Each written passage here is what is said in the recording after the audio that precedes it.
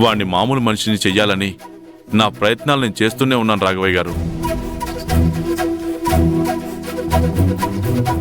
కానీ రాజశేఖర్ అదే మనసులో పెట్టుకుని తన ముండి పట్టుని వదలట్లేదు. ఈ సమస్య ఎప్పటికి తీరుతుందో? నేను చెప్పాలనుకున్న విషయం అదే మావయ్య.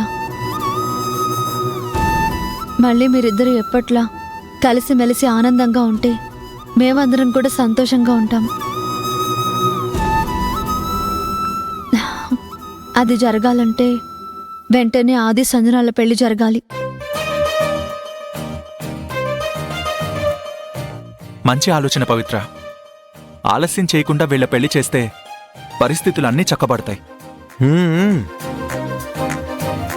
ఇంటి కోడలిగా వెంటనే బాధ్యతలు మొదలు పెట్టడం నాకు ఆనందంగానే ఉంది పవిత్ర.